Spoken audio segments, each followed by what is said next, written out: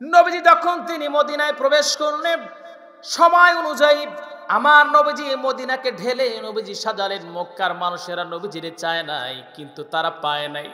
মদিনার মানুষেরা নবীজিকে তারা চেয়েছিল, এই জন্য তারা নবীজিকে পেয়েছেন। আমার ভাইয়ের, আমার বন্ধুগণ, মদিনার মানুষেরা চুক্তি করেছিল, হে রাসূল, আমরা আপনার সঙ্গে একটা চুক্তি করতে চাই, যদি সেই চুক্তিতে আপনি রাজি হন, নবীজি আমরা আপনার জন্য জীবন দিতে প্রস্তুত। আল্লাহ নবী ডেকে বললেন, তোমরা বলো কি চাও আমার কাছে? মদিনার মানুষেরা ডেকে বলে, ইয়া রাসূলুল্লাহ, যেটা চাই সেটা হলো, নবীজি আপনি যখন দুনিয়া থেকে বিদায় হয়ে যাবেন, এই মদিনার মাটিটাকে আপনার এই জায়গায় থাকতে হবে, এখানেই আপনার রওজা হবে। আল্লাহর আদেশে নবীজি সেই শর্তে রাজি হয়ে যান। আমার ভাইরা, মদিনার মানুষেরা যতটুকু নবীজিকে সাপোর্ট দিয়েছিলেন, ততটুকু মক্কার মানুষেরা দেন নাই। আরো কিছু কারণ রয়ে গেছে। মদিনার মানুষেরা নবীজিকে কতটুকু সাপোর্ট দিয়েছেন, হযরত আনাস রাদিয়াল্লাহু তাআলা আনহুর নাম আপনারা শুনেছেন। নবীজির এই প্রিয় সাহাবী আনাস রাদিয়াল্লাহু তাআলা আনহু, তিনি ছিলেন একটা ছোট মানুষ, ছোট একটা বাচ্চা। তিনি তার মা গুমাইসার কাছে শুনেছিলেন, মুহাম্মদ বিন আব্দুল্লাহ তার মতো সুন্দর কোনো মানুষ আর হয় না। এই জন্য তিনি অপেক্ষা করেছেন কবে নবীজি মক্কা থেকে মদিনায় আসবেন। কারণ মায়ের কাছে তিনি শুনেছেন, মা তাকে ডেকে বলেছে, ও আনাস, বাবারে, মক্কা থেকে নবীজি হিজরত করে মদিনায় চলে আসবে, চিন্তার কোনো কারণ নাই। নবীজির সঙ্গে বাবা তোমার দেখা হয়ে যাবে, চিন্তার কোনো কারণ নাই। আগেই তিনি মায়ের হাতে হাত রেখে মুসলমান হয়েছেন, কালিমা শাহাদা পাঠ করেছেন।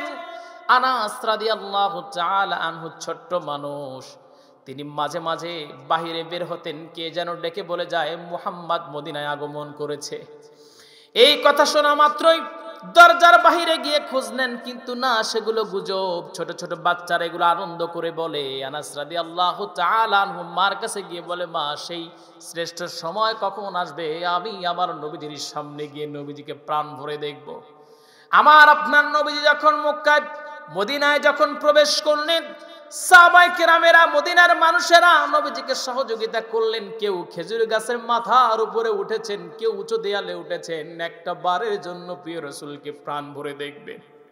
আমার ভাইয়ের, আমার বন্ধুগণ, আমাদের জীবনটা বড় ধন্য, যদিও আমরা নবীর উম্মত হতে পেরেছি, কিন্তু মনের মধ্যে একটা কষ্ট হলো, নবীজিকে জীবনে আমরা দেখতে পারলাম না। আমার ভাইয়েরা, তবে আল্লাহর কাছে প্রার্থনা করে বলি, আল্লাহ, আর এই আমলটা যদি করতে পারেন, 40টা দিন যদি দরুদ শরীফের আমল করেন, দরুদে ইব্রাহিম যদি 40 বার করে 40 দিন একাধারে যদি আপনি খালেস নিয়াতে যদি আপনি পড়তে পড়তে ঘুমিয়ে যান, কিতাবের ভিতরে আসছে মদিনার নবী 40 দিনের ভিতরে আপনার সঙ্গে দেখা দিবেন। আল্লাহর নবী বলেন, যেই মানুষটা আমাকে স্বপ্ন যোগে দেখতে পারলো, তার জন্য আল্লাহ পাক জাহান্নাম হারাম করে দিবেন।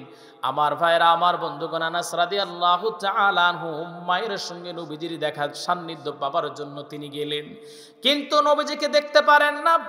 কেউ নবীজিকে খেজুরের বাগান দিয়ে উপহার দিয়ে যায়, কেউ নবীজিকে খেজুর দিয়ে যায়, কেউ নবীজিকে বকরির পাল উপহার দিয়ে যায়। আল্লাহর নবী সাইয়্যিদুল কাওনাইন যখন একটু আরাম ফরমাচ্ছেন, তখন একজন মহিলা কোলের উপরে একটা বাচ্চাকে নিয়ে নবীজির সামনে এসে তিনি দাঁড়ায় গেলেন। আল্লাহর নবীকে সালাম আনতে ডেকে বলে, হে রাসূল, কেউ আপনার খেজুরের বাগান দিয়ে যায়, কেউ উটের পাল দিয়ে যায়, দুম্বার পাল দিয়ে যায়, ছাগলের পাল উপহার দিয়ে যায়। নবীজি যে যার সাধ্য মতে আপনাকে উপহার দিয়ে যায়, কিন্তু নবীজি, আমি আপনারে এমন কিছুই দিতে পারবো না, এমন কিছু আমার নাই। কিন্তু একটা মায়ের কাছে সবচেয়ে সম্মানিত এবং সবচেয়ে দামি জিনিসটা হলো তার সন্তান। নবীজি আমার ছোট্ট এই বাচ্চাটার দিকে তাকায়া দেখেন, আমার এই ফুটফুটে সন্তানটা আপনাকে, আমি মায়ের চেয়ে আপনারে বেশি ভালোবাসি। ইয়া রাসূলুল্লাহ, আমার আনাসটাকে আমি আপনার কাছে দিতে চাই। সবাই আপনাকে উপহার দেয়, আমি আপনাকে কিছুই দিতে পারলাম না, কিন্তু আমার এই কলিজার টুকরা সন্তানটাই আমি আপনার উপহার দিয়ে দিলাম। ইয়া রাসূলুল্লাহ, আমি জানি আমার সন্তানটা আপনার খেদমতে কোনো আসবে না, বরঞ্চ সে আপনার জন্য ঝামেলা হতে পারে, কিন্তু নবীজি আমার আনাস আপনার ওই মিসাকটা গায়া দিবে, আপনার ওই পানির মশকটা গায়া দিবে, আপনার জুতা মোবারকটা গায়া দিবে।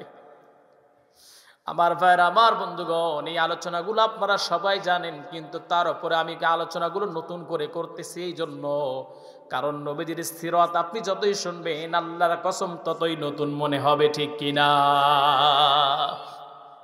কিতাবের ভিতরে আসছে আনাস রাদিয়াল্লাহু তাআলা আনহু নবীজি দুনিয়া থেকে যাওয়ার পর, বিদায় হওয়ার পর আনাস রাদিয়াল্লাহু তাআলা আনহু ডেকে বললেন, পৃথিবীর মানুষেরা তোমরা শোনো, আমার নবীর বায়োগ্রাফি তোমাদেরকে আমি জানায়া দেই। আমি আমার নবীজির চরিত্র কেমন ছিল আমি তোমাদের জানায়া দেই, শোনো। আমার মা গুমাইসা যখন নবীজির কাছে আমাকে দিয়ে আসলেন, সফরদ করে দিয়ে আসলেন, সেই দিন থেকে নবীজি দুনিয়া থেকে বিদায় হওয়ার আগ মুহূর্ত পর্যন্ত আমি আনাস রে নবীজি একটা দিনের জন্য আদেশ করে কথা বলে নাই।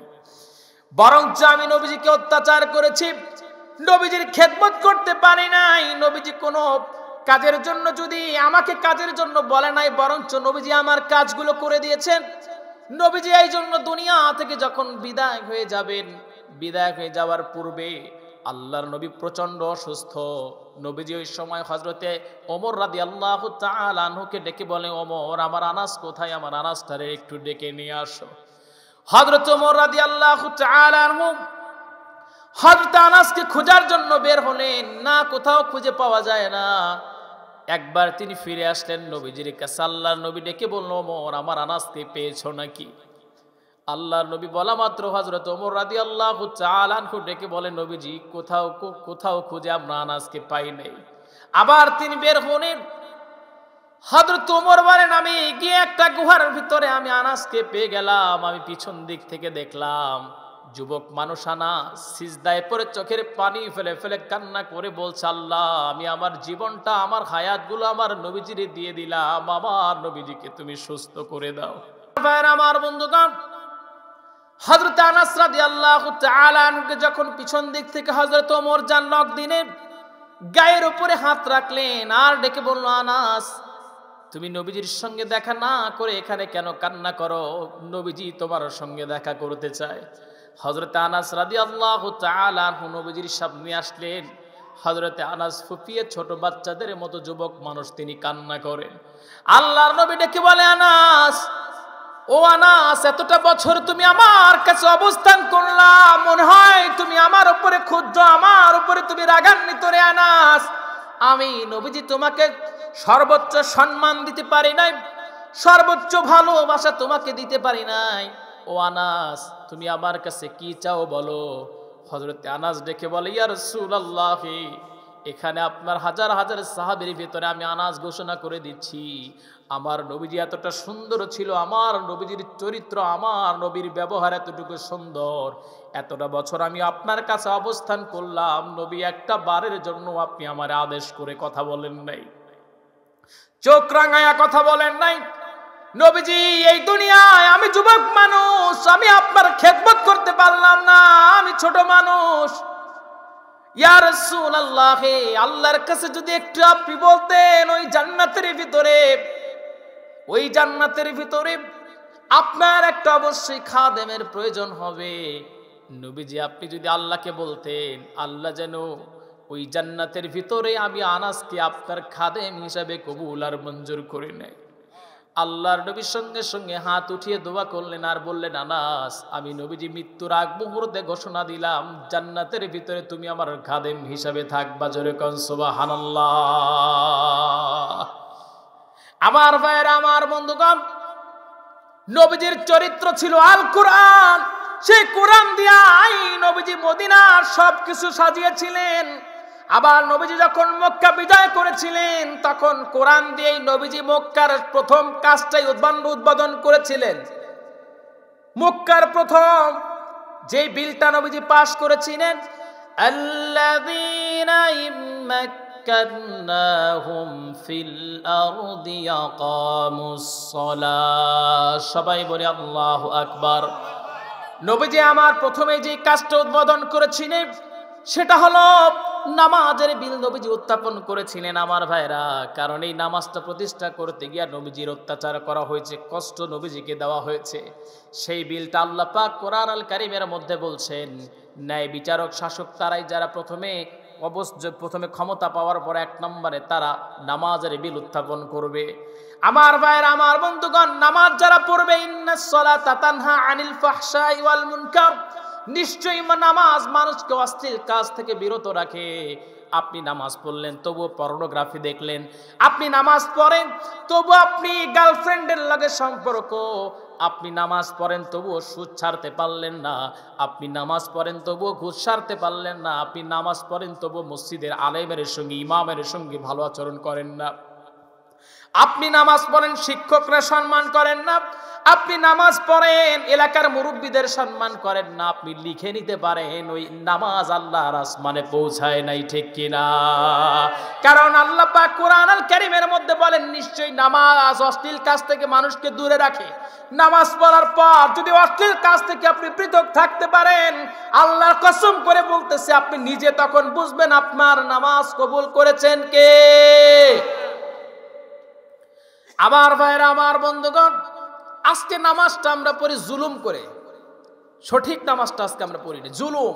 আরে আমি আলেম, আমি যদি মসজিদে না যাই তাহলে এলাকার মানুষ কি বলবে যে হুজুর সারা রাত ওয়াজ করে কিন্তু মসজিদে আসে না, সবাই অন্যজনের কাছে এটা বলবে, এই জন্য আমি মসজিদে যাই। আপনার চিন্তা, আর আমি তো বড় ব্যবসায়ী, সবাই বলবে শুধু টাকাই কামাই করে মসজিদে আসে না, তো সেখানে তো আমার সম্মান নষ্ট হবে, এই জন্য মসজিদে যাই না।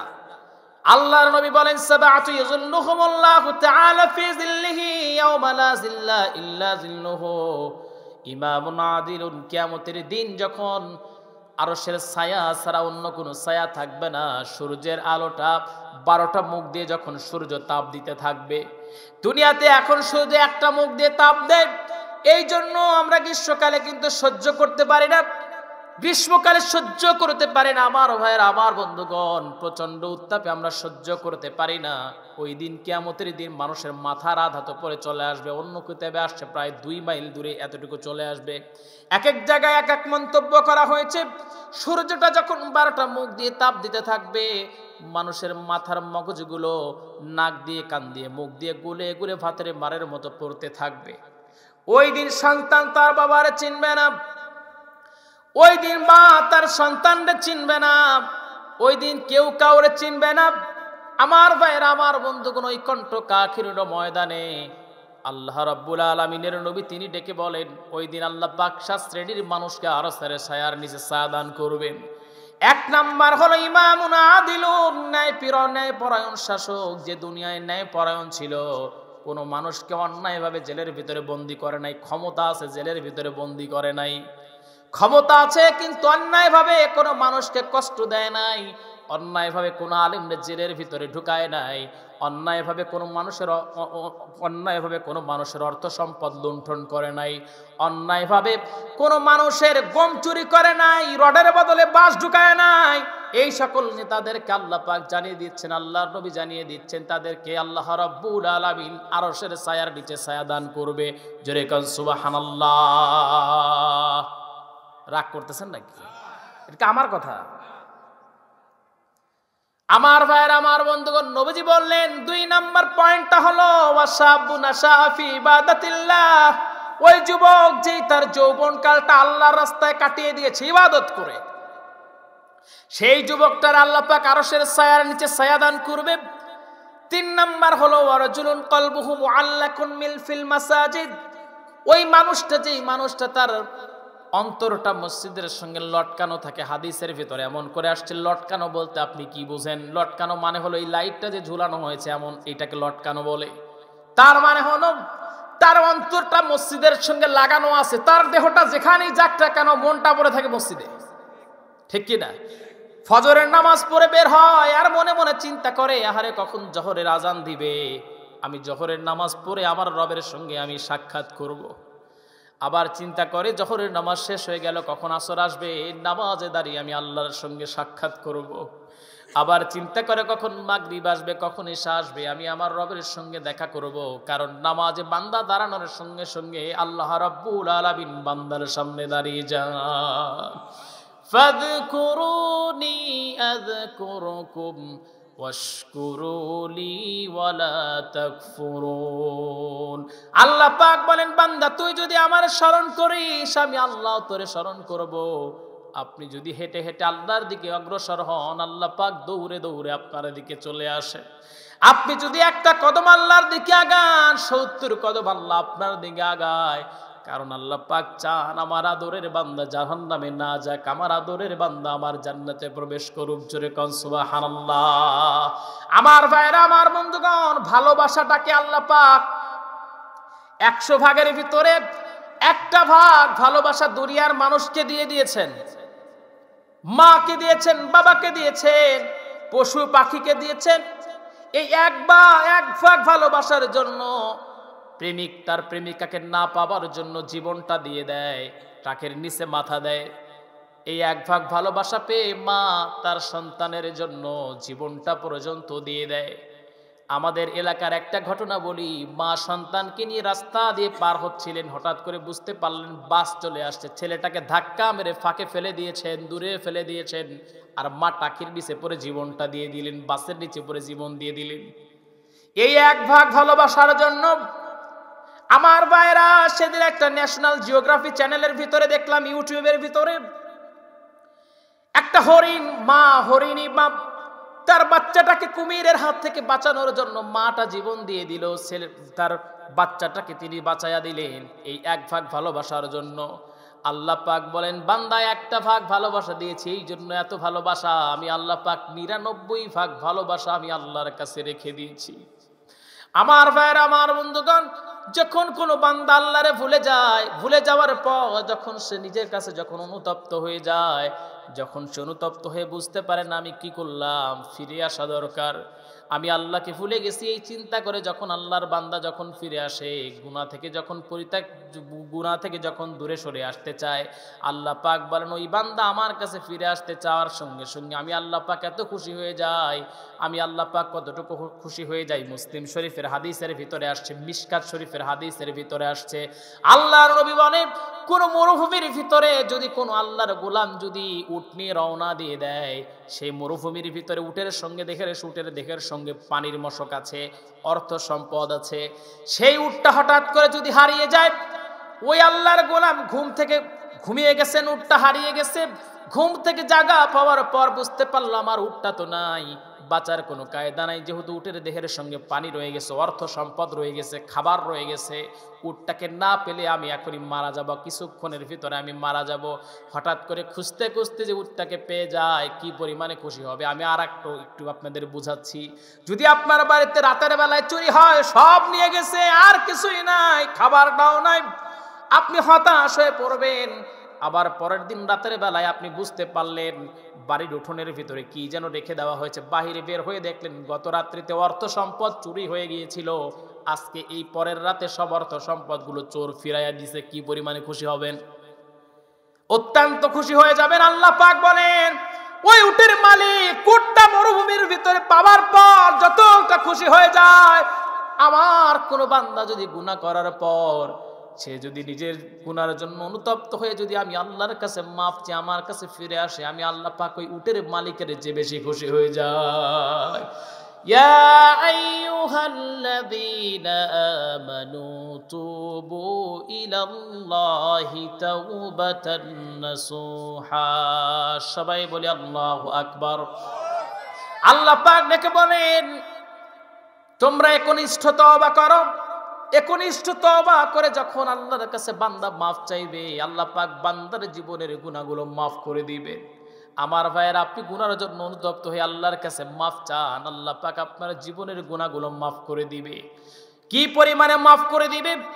মুসা আলাইহিস সালাতু ওয়াস সালাম তিনি একটা জানাজায় শরীক হলেন। মুসা আলাইহিস সালাতু ওয়াস সালাম সেই জানাজায় শরীক হওয়ার পূর্বে, নামাজের পূর্বে তিনি সামনে গিয়ে ডেকে বলছেন, আল্লাহর গোলামেরা তোমরা বলো এই লাশটা কেমন মানুষ ছিল, কি পরিমাণে সে ভালো মানুষ ছিল দুনিয়ার ভিতরে। সবাই ডেকে বলল, হুজুর এই এলাকার ভিতরে এই মানুষটার চেয়ে বজ্জাত আর কেউ ছিল না। মুসা আলাইহিস সালাতু ওয়াস সালাম রাগে একটা নবী ছিলেন, তিনি কি বললেন? তিনি আর কোনো কিছুই বললেন না, সবাইকে বললেন ওর পায়ের সঙ্গে দড়ি লাগা, এরপরে ওরে মাটির ভিতরে পুঁতে রাখ। মাটির ভিতরে পুঁতে রেখে মুসা আলাইহিস সালাতু ওয়াস সালাম রওনা দিয়ে দিলেন। আল্লাহ পাক ডেকে বলে, মুসা কার সঙ্গে বেয়াদবি করলা? যার সঙ্গে যাকে তুমি মাটির ভিতরে পুঁতে রাখলা, ওই মানুষটার সারা জীবন গুনাহ করেছে, কিন্তু গত রাত্রিতে নিজের গুনার জন্য অনুতপ্ত হয়ে চোখের পানি ফেলে ফেলে আমি আল্লাহর কাছে মাফ চেয়েছিল। ও মুসা, আমি আল্লাহর কাছে কান্না করার পর তার চোখের কান্নাটা, চোখের পানিটা আমার কাছে এতটা ভালো লেগে যায়, আমি আল্লাহ পাক করে জীবনের গুনাহগুলো মাফ করে ওকে আমি আমার বন্ধু বানিয়ে ফেলেছি। মুসা, আমার বন্ধুর সঙ্গে কেন তুমি এই রকম আচরণ করলা? সঙ্গে সঙ্গে মুসা আলাইহিস সালাতু ওয়াস সালাম তিনি আবার রওনা দিয়ে দিলেন। তিনি সবাইকে বললেন লাশটাকে উঠাও, গোসল করালেন। এরপরে মুসা আলাইহিস সালাতু ওয়াস সালাম সেই লাশটাকে তিনি আবার নতুন করে দাফন করলেন। আমার ভাইয়ের, আমার বন্ধুগণের, মানে বোঝা যায় সারা জীবনের গুনাহ এক ফোঁটা চোখের পানি যদি পড়ে যায় আল্লাহ পাক আপনার জীবনের গুনাহগুলো মাফ করে দিতে পারে, ঠিক কিনা? একটু জিকির করি লা ইলাহা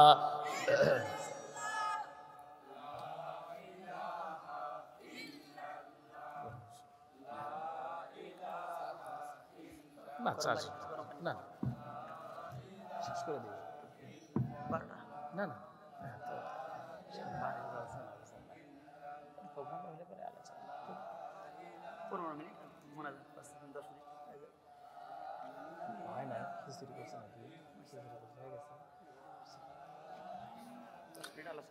লা ইলাহা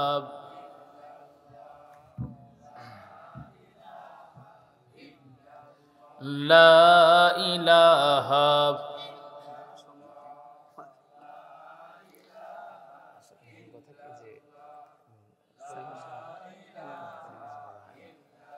লা ইলাহা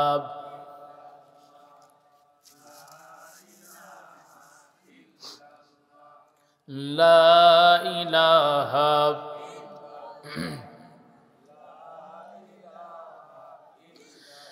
ইল্লাল্লাহু ইল্লাল্লাহু ইল্লাল্লাহু ইল্লাল্লাহ লা ইলাহা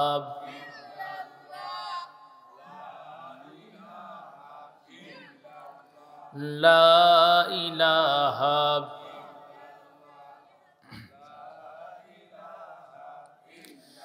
লা ইলাহা ইল্লাল্লাহু মুহাম্মাদুর রাসূলুল্লাহ। সবাই বলি সাল্লাল্লাহু সাল্লাল্লাহু। আমার ভাইরা, আমার বন্ধুগণ, কষ্ট হচ্ছে নাকি আপনাদের? আর 10 মিনিটের মধ্যে শেষ করে দিব। হ্যাঁ, আর তিনটা পর্যন্ত ওয়াজ করলে মানুষ থাকবে না ভাই। আসলে আমাদের তো ডেইলি প্রোগ্রাম থাকে, বুঝেন নাই? তো আজকে যে আপনারা এতক্ষণ পর্যন্ত বসে আছেন এটা আমার বিশ্বাস হচ্ছে না। তো যাই হোক, আপনারা যে ভালোবাসা থেকে বসে আছেন, কোরআনের টানে বসে আছেন, আল্লাহ পাক আপনাদের জীবনের গুনাহগুলো মাফ করে দেন। সবাই বলেন আল্লাহুম্মা আমিন। আজকের এই প্রোগ্রামটা যারা করেছেন, বাবা মারা গেছে, আব্দুল কাদের সাহেব, উনি দুনিয়া থেকে চলে গেছেন। ছেলেরা বাবার জন্য আজকের এই প্রোগ্রাম করেছেন দোয়ার উদ্দেশ্যে, যাতে আমার বাবার কবরটা আল্লাহ মাফ করে দেয়। ভাইরা, আমাকেও যেতে হবে, আপনাকেও যেতে হবে। আমার সবচেয়ে কাছের একজন হুজুর, কাছের একজন ভাই, নাম মৌলানা ইলিয়াস। তো ওনার একটা শালক ছিল, 22-23 বছর বয়স হবে ছেলেটার, সামনে দাওরা দিবে, মাদ্রাসায় পড়তে গেছে ঢাকাতে। হঠাৎ করে রাতের বেলায় কোনো কিছুই না, এমনিতেই মারা গেছে ছেলেটা। বুঝানোর কোনো ভাষা নাই। 22-23 বছরের একটা ছেলে মারা গেলে মায়ের যে কি অবস্থা হয় এটা বোঝানোই যাবে না। আজ প্রায় 20-25 দিন হয়ে গেছে, কিন্তু মা এক ফোঁটা পানিও পান করতে চায় না। জোর করে দিলে একটু খায়, তাছাড়া করে খাবারও গ্রহণ করে না। ডাক্তারের কাছে নিয়ে গেছেন, ডাক্তার বলছে এরকম চলতে থাকলে তো উনিও তো শেষ হয়ে যাবে। শারীরিকভাবে সে শেষ, মানসিকভাবে তো ভেঙেই পড়ছে। তো তার মানে কি বুঝলেন বলেন? মূল কথা হলো সবাইকে চলে যেতে হবে, ছোট বড় বৃদ্ধ সবাইকে চলে যেতে হবে, কিন্তু মূল যে পয়েন্টটা সেটা হলো ইবাদত করে যেতে হবে কার? সবাই বলেন কার? আচ্ছা, সাহাবায়ে কেরামেরা যে আমি আলোচনাগুলো করলাম, আবু বকর রাদিয়াল্লাহু তাআলা আনহু, তিনি যে নবীদের জন্য এক জীবনটাকে উৎসর্গ করে দিয়েছেন, কেন করেছেন? একমাত্র আল্লাহর ভালোবাসা পাবার জন্য। আমার ভাইয়ের, আল্লাহর ভালোবাসা যদি আপনি পেতে চান তাহলে কে রাগ করলো সেটা দেখা যাবে। আমার কথায় যদি আমার মা বাবা, যদি আমি ইসলামের পক্ষে বলার কারণে যদি আমার মা বাবা অসন্তুষ্ট হয়, হয়ে যাক। আমি ইসলামের কথা বলার কারণে যদি আমার প্রতিবেশী অসন্তুষ্ট হয়, হয়ে যাক। আমি কোরআনের কথা বলার কারণে যদি কোনো ক্ষমতাবান নেতা যদি আমার উপর অসন্তুষ্ট হয়ে যায়, হয়ে যাক। কোনো সমস্যা নাই, আমরা একমাত্র ইন্নাল্লাহা মাআস সাবিরিন, আল্লাহ যাতে আমাদের সঙ্গে থাকেন সেই জন্য প্রয়োজনে জীবন দিতে প্রস্তুত। সবাই বলেন ঠিক কিনা? একজন সাহাবী নাম খালিদ বিন ওয়ালিদ রাদিয়াল্লাহু তাআলা, উহুদের যুদ্ধে যে সাহাবীটা তার পরিকল্পনা মাফিক অন্যান্য সাহাবীদেরকে হত্যা করা হয়েছিল, তাদেরকে দুনিয়া থেকে বিদায় করে দেওয়া হয়েছিল, তার মূল থিমটা করেছিলেন ওয়ালিদ, খালিদ বিন ওয়ালিদ রাদিয়াল্লাহু তাআলা আনহু। নবীজির এই প্রিয় সাহাবী প্রথমত উহুদ যুদ্ধের দিন মুসলমানদেরকে ছন্নছাড়া তিনি করে ফেলেন। সেই খালিদ বিন ওয়ালিদ রাদিয়াল্লাহু তাআলা আনহু প্রায় 250টা বেশি যুদ্ধে তিনি অংশগ্রহণ করেন, তিনি সেনাপতি ছিলেন। খালিদ বিন ওয়ালিদ রাদিয়াল্লাহু তাআলা আনহু তিনি যেই যুদ্ধে যেতেন সেই যুদ্ধে আল্লাহ পাক মুসলমানদের বিজয় দিতেন। এমন ধারণা যখন সবাই করল খালিদ বিন ওয়ালিদ রাদিয়াল্লাহু তাআলা আনহু যেই যুদ্ধে যায় মুসলমানদেরকে আল্লাহ পাক সেখানে বিজয় দান করেন, একটা শিরিকের গন্ধ খলিফাতুল মুসলিমিন হযরত ওমর পেয়ে গেলেন। কারণ বিজয় দেওয়ার মালিক হলো আল্লাহ, খালিদ গেলে কি বিজয় হবে নাকি? আল্লাহ যদি বিজয় না দেন পৃথিবীর যেই যাক না কেন বিজয় হবে না। আমার ভাইরা, আমার বন্ধুগণ, সেই খালিদ বিন ওয়ালিদ রাদিয়াল্লাহু তাআলা আনহু দুনিয়া থেকে তিনি বিদায় হয়ে যাবেন। 250টার সেনাপতি তিনি ছিলেন, 250টার যুদ্ধে তিনি সেনাপতি ছিলেন। সর্বশেষ খালিদ বিন ওয়ালিদ রাদিয়াল্লাহু তাআলা আনহু দুনিয়াতে তিনি বিদায় হয়ে যাবেন, বিছানায় তিনি মৃত্যুর সঙ্গে পাঞ্জা লড়ছেন। হযরত ওমর রাদিয়াল্লাহু তাআলা আনহু ডেকে বলে, খালিদ রে, 250টার বেশি যুদ্ধে অংশগ্রহণ করলা, কত সাহাবীকে আমি দেখেছি জিহাদে যাবে, শাহাদাতি তামান্না নিয়ে জিহাদের ময়দানে গিয়ে জীবনটাকে আল্লাহর রাস্তায় দিয়ে দিয়ে এসেছে। ও খালিদ, কত সাহাবীকে আমি দেখেছি প্রথম যুদ্ধে গিয়া কিছুক্ষণও টিকতে পারে নাই, দুনিয়া থেকে বিদায় হয়ে গেছে, আল্লাহ পাক তার জান্নাতের পাখি হিসাবে কবুল করে নিয়েছেন। খালিদ রে, আজকে 250টার বেশি যুদ্ধে অংশগ্রহণ করার পরেও তুমি বিছানায় মৃত্যুর সঙ্গে পাঞ্জা লড়ছ। খালিদ বিন ওয়ালিদ রাদিয়াল্লাহু তাআলা আনহু চোখের পানি তিনি ফেলে হাউমাউ করে কান্না শুরু করে দিলেন। ডেকে বলে, ও খলিফাতুল মুসলিমিন, কেমন করে আপনাকে বুঝাবো? কারণ যে আল্লাহর রাস্তায় জীবন দিয়ে যে শহীদ হয়ে যায় আল্লাহ পাক তাকে জান্নাত দিয়ে দেন। আমার ভাইরা, আমার বন্ধুগণ, যখন একজন মুমিন মারা যাবে, মারা যাবার পর কবরের ভিতরে তাকে 3টা প্রশ্ন করা হবে। আমার ভাইরা, আমার বন্ধুগণ, আমাকে প্রশ্ন করা হবে, আপনাকে প্রশ্ন করা হবে। কিন্তু আল্লাহর রাস্তায় যদি কোনো মানুষ জীবন দিয়ে যদি শহীদ হয়ে যায়, কবর, মিজান, পুলসিরাত, হাসর যাই বলেন না কেন, কোনো জায়গায় আল্লাহ তাকে ঠকাবে না। আল্লাহ পাক বিনা বিচারে আল্লাহ পাক তারে জান্নাত দিয়ে দিবে। আমার ভাইরা, আমার বন্ধুগণ, এই জন্য বড় বড় মানুষের জীবনী দেখেন, আল্লাহর গোলামদের জীবনে তাকায়া দেখেন, দুনিয়ায় কোন জালিম শাসকের হাতে নিজেকে সুপর্দ করে দেন নাই। প্রয়োজনে জেলখানাটা বেছে নিয়েছেন, প্রয়োজনে কারাবরণ তারা করেছেন, একমাত্র আল্লাহকে তারা পেয়েছিলেন। তাফসিরে ফি জিলালিল কোরআন যিনি লিখেছেন সাইয়্যিদ কুতুব রাহিমাহুমুল্লাহ, তাকে জেলের ভিতরে বন্দী করা হলো। তাফসিরে ফি জিলালিল কোরআন, এই যে তাফসির কিতাবটা পৃথিবীর বিখ্যাত তাফসির গ্রন্থ যত আছে তার মধ্যে একটা গ্রন্থ, এটা শ্রেষ্ঠ গ্রন্থের একটা গ্রন্থ। সাইয়্যিদ কুতুব রাহিমাহুমুল্লাহ তাকে জামাল আব্দুল নাসির গ্রেফতার করলো। তার সময় তাকে অভিযোগ করা হলো সে নাকি রাষ্ট্রদ্রোহী মামলা করা হলো, সে অন্যায় করেছেন, রাষ্ট্রের সঙ্গে এমন কথা বলা হলো। কিন্তু আসলে তিনি এমন কিছু করেন নাই, তিনি শুধু তার তাফসির গ্রন্থে যুবকদের উদ্বুদ্ধ করেছিলেন, কোরআন তোমাদের কি মেসেজ দিতে আসছে তিনি এটাকে বোঝাতে চেয়েছিলেন যুবকদের মাঝে। তখনই যুবকদের মাঝে একটা সাড়া পড়ে যায়, পুরো মিশরের ভিতরে যুবকেরা পাগল পারা হয়ে যায়। তারা শুধু আল্লাহর দ্বীন, আল্লাহর বিজয়ের পতাকা তারা দেখতে চেয়েছিলেন যুবকেরা। জামাল আব্দুল নাসির এটা সহ্য করতে পারে নাই। এই জন্য তাফসিরে ফি জিলালিল কোরআন যিনি লিখেছেন আল্লামা সাইয়্যিদ কুতুব রাহিমাহুল্লাহ, তাকে জেলের ভিতরে বন্দী করা হলো।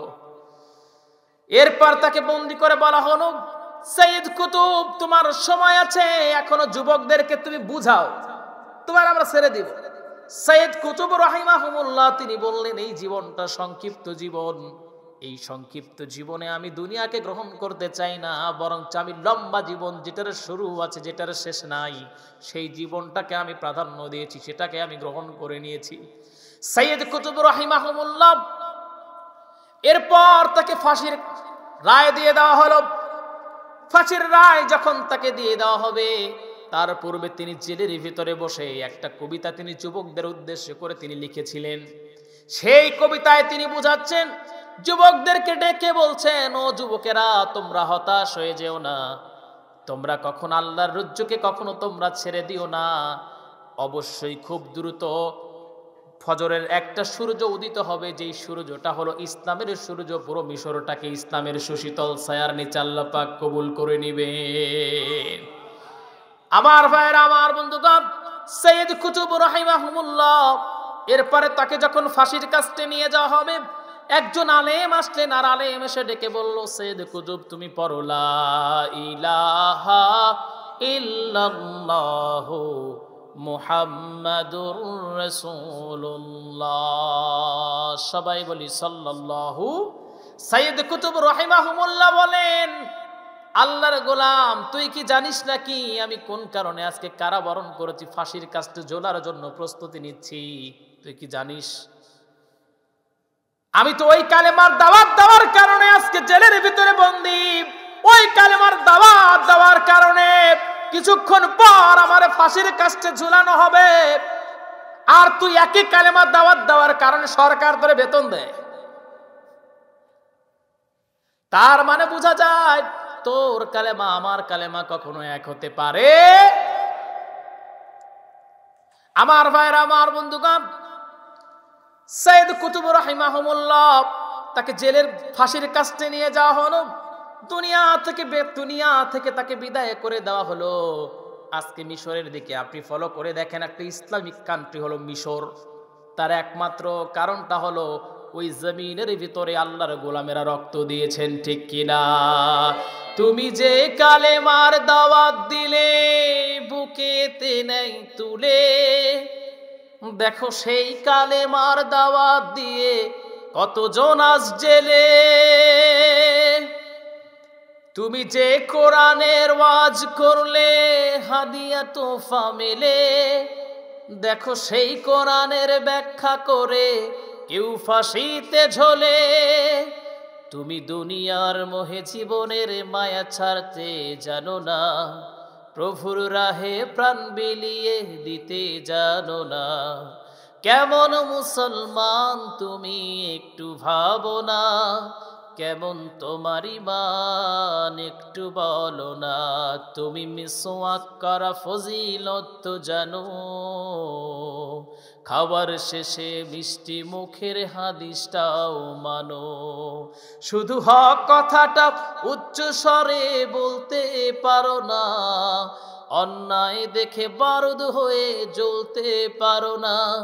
কেমন মুসলমান তুমি একটু ভাবো না, কেমন তোমার ঈমান একটু বলো না। তুমি মিসওয়াক করা ফজিলত তো জানো।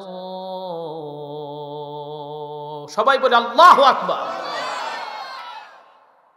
আমার ভাইরা, আমার বন্ধুগণ, খালিদ বিন ওয়ালিদ রাদিয়াল্লাহু তাআলা আনহু দুনিয়া থেকে বিদায়ের পূর্বে খলিফাতুল মুসলিমিন ডেকে বললেন, খালিদ রে বলো, তুমি আমার কাছে কিছু চাও কিনা, তোমার পরিবারের জন্য কিছু চাও কিনা? খালিদ বিন ওয়ালিদ রাদিয়াল্লাহু তাআলা আনহু ডেকে বললেন, খলিফাতুল মুসলিমিন, আর্থিক কোনো সংকট আমার পরিবারে কোনোদিন আসবে না, কারণ আমি আমার সন্তানদেরকে সকাল যখন সুবহে সাদিক হয়ে যাবে, ফজরের নামাজের পর সূরা ইয়াসিন পড়ার তাগিদ আমি তাদের শিক্ষা দিয়েছি।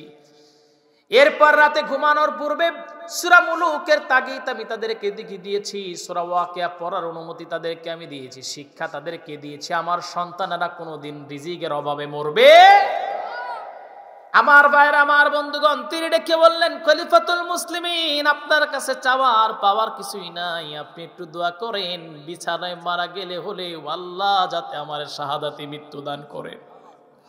আমার ভাইরা, আমার বন্ধুগণ, কারণ খালিদ বিন ওয়ালিদ সহ প্রত্যেকটা সাহাবীরা তারা মেনেছেন, পরিপূর্ণভাবে তারা বুঝতে পেরেছিলেন আল্লাহর সামনে দাঁড়ায়া হিসাব দিয়ে কেউ কোনোদিন জান্নাতে যেতে পারবে। ওয়ালিমান খাফা মাকামা রাব্বিহি ওয়া নাহান নাফসা আনিল হাওয়া ফাইন্নাল জান্নাতা হিয়াল মাওয়া। সবাই বলি আল্লাহু আকবার। আল্লাহ পাক বলেন, যে নফস, যে আত্মা আল্লাহর সামনে দাঁড়ানোকে ভয় করে, আল্লাহ পাক তার জন্য জান্নাতে মাওয়া রেখে দিয়েছেন। আমার ভাইরা, আমার বন্ধুগণ, আল্লাহর সামনে যদি দাঁড়ানোকে কোনো সন্তান ভয় করতো, তাহলে কোনো সন্তান মা বাবার সঙ্গে খারাপ আচরণ করতে পারতো না। আল্লাহর সামনে দাঁড়ায় হিসাব দিতে হবে, এই টেন্ডেন্সি যদি মানুষের ভিতরে থাকতো, কেউ কখনো সাধারণ জনগণের সঙ্গে খারাপ আচরণ করতে পারতো না। আজকে আমরা মাঝে মাঝে ফেসবুকের ভিতরে দেখি বাবার বয়সী, দাদার বয়সী মানুষের কলার ধরে মাটির সঙ্গে মানে মিশায় ফেলে, আসে না নাই?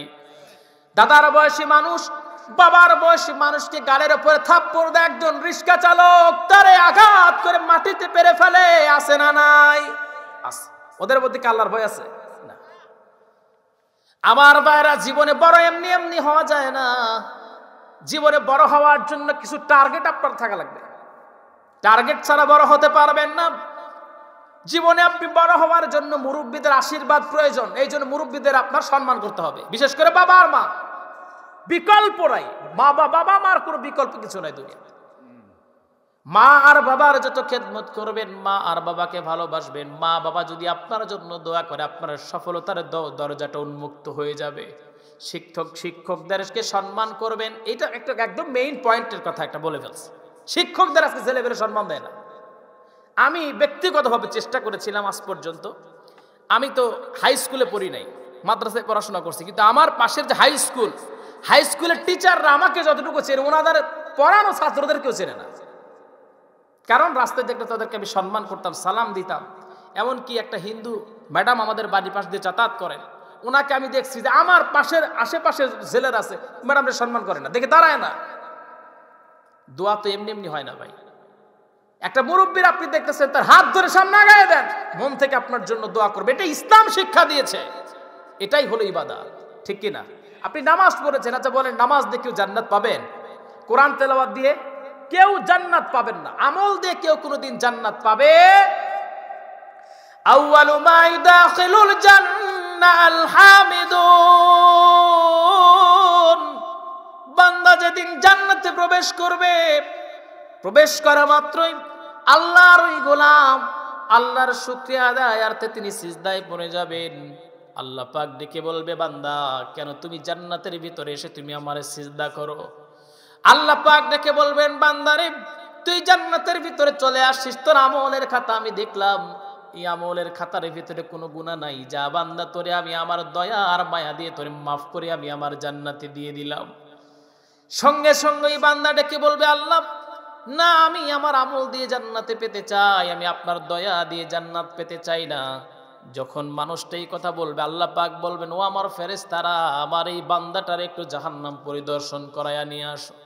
যখন জাহান্নাম পরিদর্শনের জন্য নিয়ে যাওয়া হবে, জাহান্নাম পরিদর্শনের জন্য গিয়া আল্লাহর ওই গোলাম সঙ্গে সঙ্গে জাহান্নামের এই দৃশ্যগুলো যখন সে অবলোকন করবে, ঠিক এমন সময় তার গলার ভিতরে তৃষ্ণা পেয়ে যাবে। ফেরেশতাদের ডেকে বলবে, দাও আমাকে এক গ্লাস পানি দাও, আমি তো সহ্য করতে পারি না। ফেরেশতারা ডেকে বলবে, দুনিয়াতে পানি গ্রহণ করেছো কোনো টাকা দিয়ে কিনতে হয় নাই, কিন্তু জাহান্নামের ভিতরে পানি কিনতে হবে তোমাকে টাকা দিয়ে। টাকা তো নাই তোমার আমল দিয়ে, দাও একটা গ্লাস পানির বিনিময়ে তোমার জীবনের সব আমল দিতে হবে। আল্লাহর এই গোলাম এতটাই তৃষ্ণার্ত থাকবে, সে ডেকে বলবে, ঠিক আছে দাও, আমি এক গ্লাস পানির বিনিময়ে আমার সব আমলগুলো দিয়ে দিলাম। সামনে অগ্রসর হবে, আবার তার গলার ভিতরে তৃষ্ণা পেয়ে যাবে। সঙ্গে সঙ্গে ডেকে বলবে, দাও আমাকে এক গ্লাস পানি দাও। ফেরেশতারা ডেকে বলবে, দাও আমল দাও, বিনিময়ে দাও। ওই বান্দা যখন বলবে, আরে আমার কাছে তো আর কোনো টাকা নাই, আমার কাছে কোনো আমল নাই, কোনো বিনিময় দেওয়ার মতো যেটা দিয়ে পানি গ্রহণ করবো সে আর অর্থ আমার কাছে নাই। সঙ্গে সঙ্গে ফেরেশতারা ডেকে বলবে, আল্লাহর গোলাম, দুনিয়াতে কত লিটার অক্সিজেন গ্রহণ করেছো, কত লিটার পানি গ্রহণ করেছো, তুমি কি বুঝতে পারতেছো নাকি? কত লিটার পানি গ্রহণ করেছো, কত লিটার অক্সিজেন গ্রহণ করেছো, এটা তুমি কখনোই হিসাব করে দেখো নাই। তার মানে হলো যদি হিসাব দিয়ে দুনিয়াতে অক্সিজেন গ্রহণ করতে হতো, টাকা দিয়ে গ্রহণ করতে হতো, যদি আমল দিয়ে যদি পানি গ্রহণ করতে হতো, টাকা দিয়ে যদি সব পেতে হতো, নিয়ামত পেতে হতো, তাহলে একটা নিয়ামত তুমি আল্লাহর সামনে নিয়ে আসতে পারতা না, দুনিয়াতেই শেষ হয়ে যেত। ও আল্লাহর গোলাম, আল্লাহর দয়া ছাড়া, আল্লাহর মায়া ছাড়া, আল্লাহর ক্ষমা ছাড়া কেউ কোনোদিন জান্নাত পাবে না, পাবে না, পাবে না।